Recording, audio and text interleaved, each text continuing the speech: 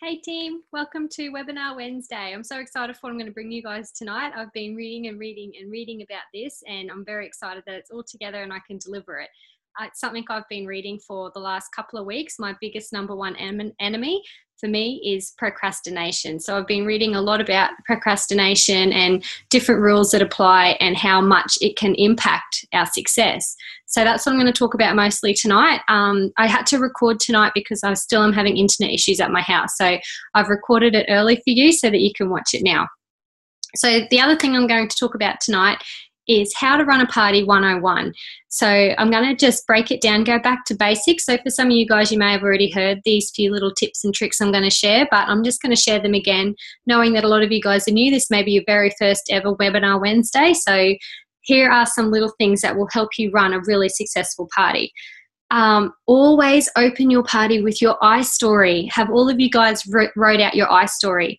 Even when you order your resource pack, in there is your I design manual. Please take the time to go through that. Okay, Cass has spent so much time and put so much love into that because it is such an important tool and it will benefit your business so much. Okay, we don't put all these things together and recommend that you do it just to use your time. They're very, very beneficial tools and they will really help you. So I can't encourage you enough to get out your iDesign resource pack, go through that, and to especially know your I story.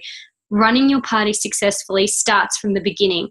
Doing your I story and having everyone captivated and there about you is the key to a successful party. Make sure you have a very good, strong close as well. And how to do that is to, little things like ensuring everybody already has an order form so that you're not wasting time looking for that. So your order form, just have that on a clipboard with a catalogue clipped in there. Have it sitting on everyone's seats. And then at the end, you can say, your form is there.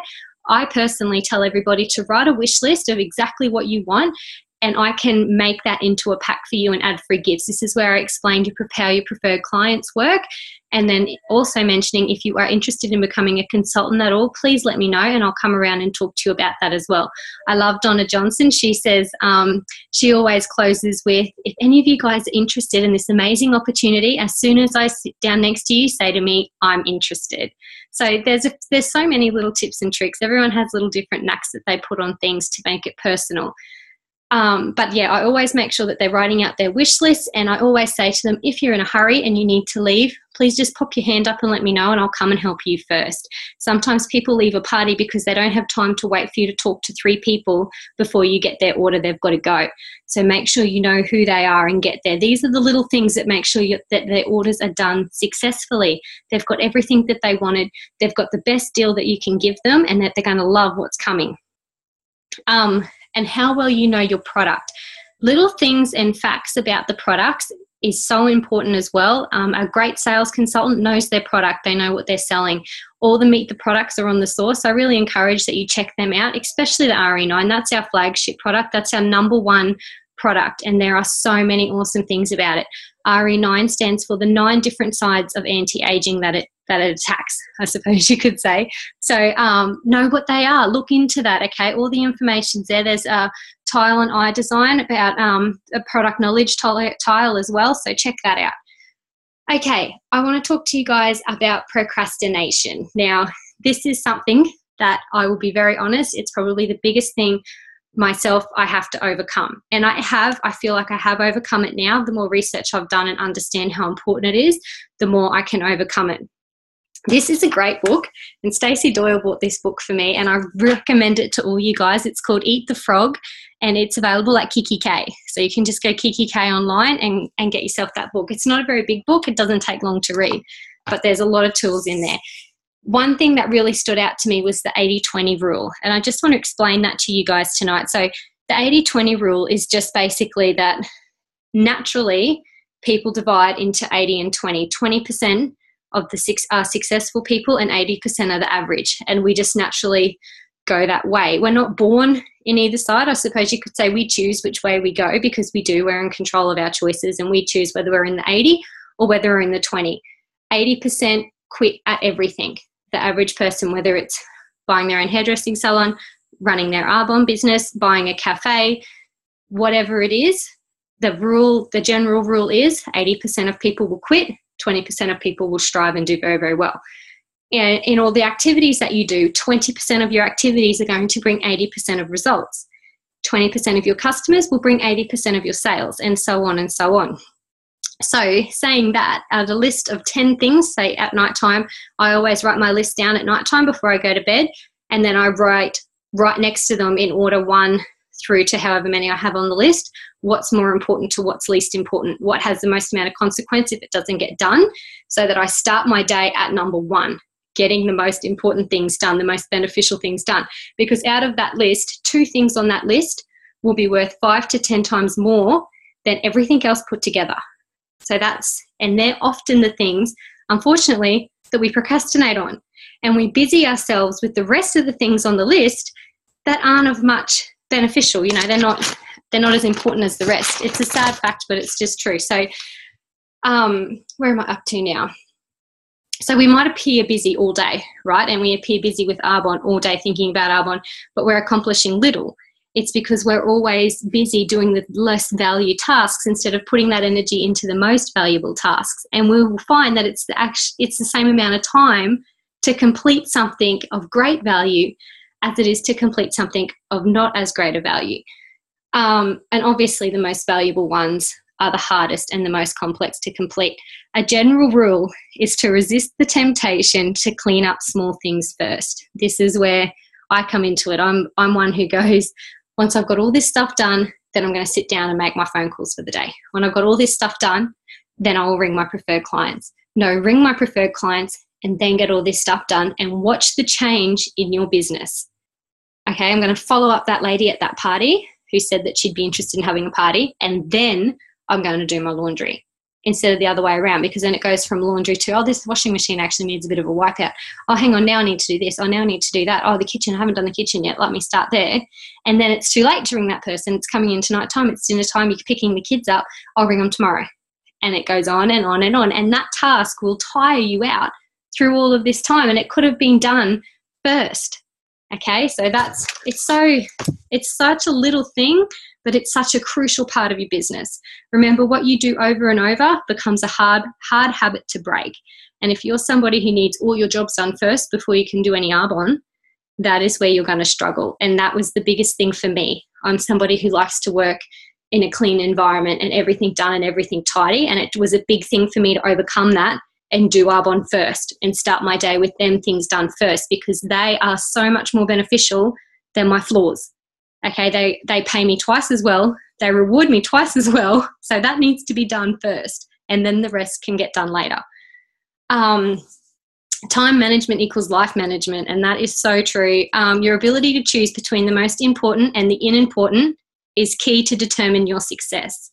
So like I said, write your list out and write next to it what is most important, what has really great consequence of not being done. They're the things they're your frog. So we say eat your frog. I'll explain a little bit about that in a second. So discipline yourself to start on the most important task.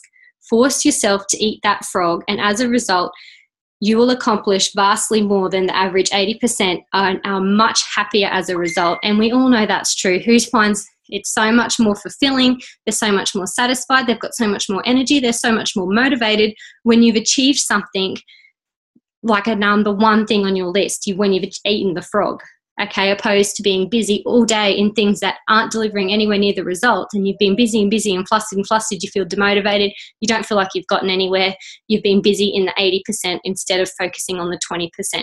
And that's why Cass has created the power of 10, because they're the 20% of what brings us 80% of our business. Okay, then them 10 power areas.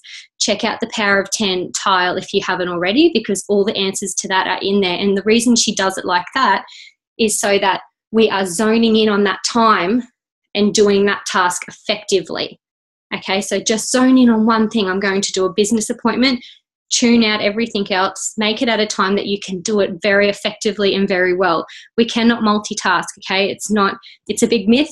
If someone has said, I'm very, very good at multitasking, they're not, okay? Anybody who tries to multitask, and it's so true, I've read a couple of books about it, that the people think they can multitask, but in fact, both jobs aren't done as well as if they had just done one.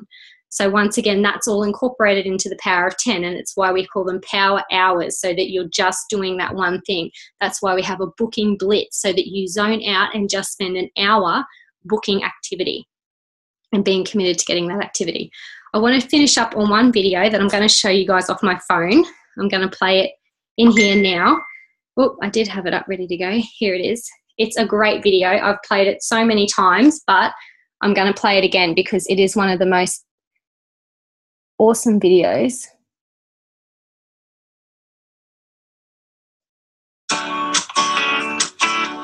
Here's a little food for thought. There's an old saying that says, if the first thing you do when you wake up each morning is eat a live frog, nothing worse can happen for the rest of the day. Now, I don't know about you, but I think that's a pretty safe assumption. Well, Brian Tracy has said that your frog should be the most difficult task on your things to do list.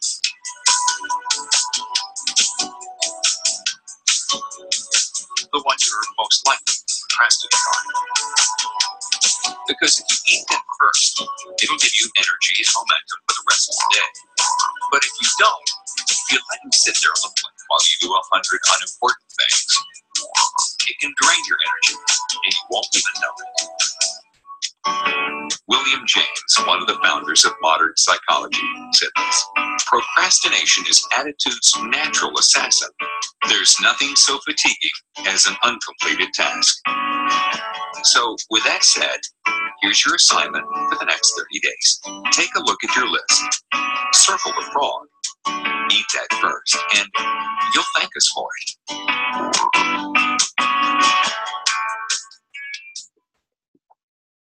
So how great's that? It's so true. So make your list at the end. I do mine at nighttime before I go to bed, so I have a good idea of what I need to do the next day. And then when I get up the next day, I do my exercise, and then I sit down and I go over my goals and go over my strategy and my to-do list that day. And I start with the frog. Get that done first. My frog might be, I've got a tote to come back. I need to get rid of it. I've got a tote sitting on my desk.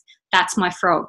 That's the most beneficial thing I can do out of my entire list. That's the thing that's going to give me the most reward, is to get that out. So that's my number one thing to do that day. My second thing to do that day will be my follow-up call. I've always got a preferred client somewhere that I need to ring. I always ring one every day, touch base with one somewhere and make sure that everything's all good with them. Even if it's a text message, just contact your preferred clients. Let them know of a little sale that's going on, make up a sale, let them know a little bit of information about a new product that's just come out.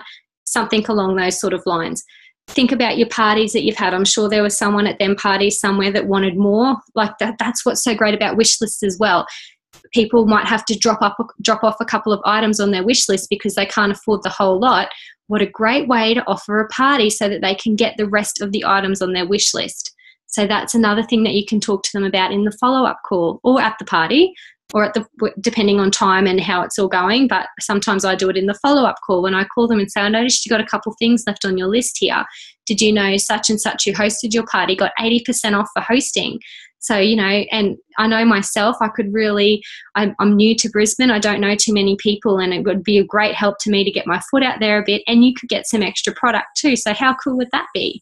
Okay, don't always come across like you need the favor and that they're helping you, because people love to help you. I can't stress that bit enough as well. But yeah, so I hope that's great for you guys tonight. I hope you got a lot out of that. That's something that's really helped me in my business a lot, is recognizing what needs to be done first and tackling it, getting on top of it, having that done. And you will be surprised how much more energy you have throughout the rest of the day. All your jobs you'll be like on fire, and you'll be like, getting stuff done like this, opposed to procrastinating them two most important jobs and feeling how drained you are at the end of the day. And you've wasted all this time in all these other areas when all day you've been thinking that's what you need to be doing. So yeah, I hope that helps you guys. Have an awesome Wednesday night, and I'll talk to you all soon. Mwah.